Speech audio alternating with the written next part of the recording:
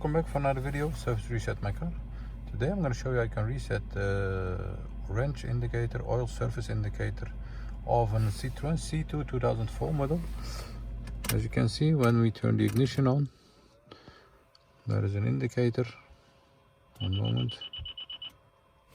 Like this, it flashes and the surface indicator says minus 7,000 kilometers overdue to service.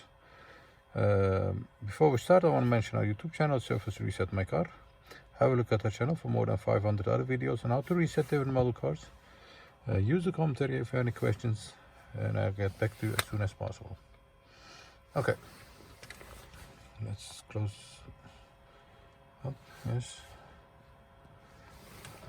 First of all, there are two buttons over here. This is for lighten up the instrument cluster. And we're going to use the right button on the right side of the instrument cluster. Turn the ignition off, press this button, keep it pressed while you turn the ignition on to the second position. And as you can see, there is an indicator or a timer counting back from 10 to 0. And when it reaches 0, you can let go the right button like this.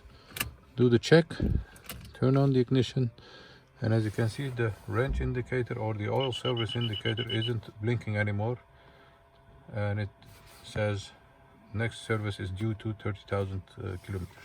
Once again, ignition off, press this one, ignition back on, wait for the timer to count back from 10 to 0, and when it reaches 0, you can let go this button. And that's how you can reset the indicator of a Citroen C2 2004 model.